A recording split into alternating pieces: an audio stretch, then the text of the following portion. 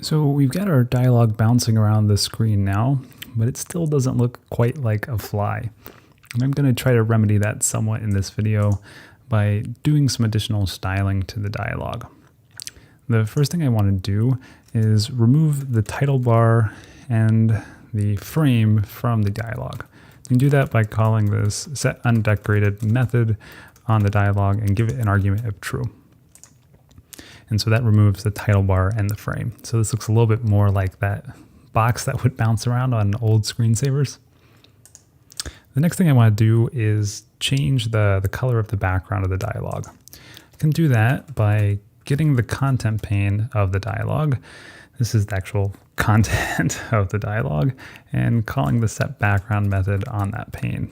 You can see it accepts color as the argument, and these colors are constants, static variables defined in this color class.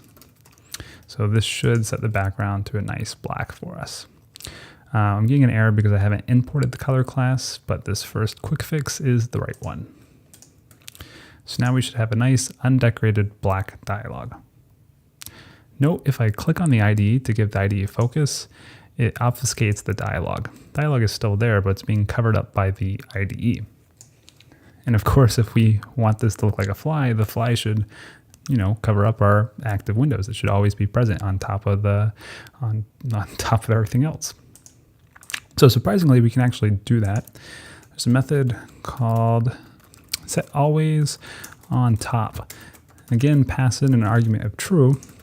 This will mean our dialogue is always on top of other windows, even when those other windows have focus. The IDE has focus right now, and the dialogue is still on top of it. So this is looking pretty good. I'm just going to do a couple small things now.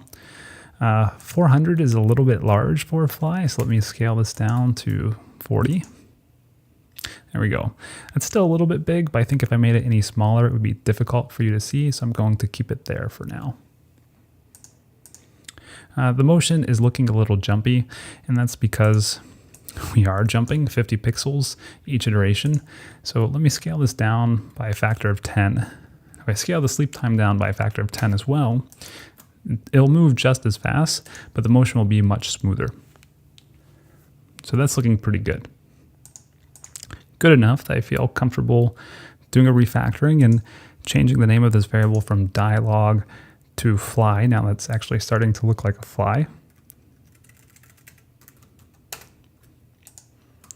And that means I can change this dialogue size variable to just be called size. Final refactoring to do is to pull out this constant and put it with the others.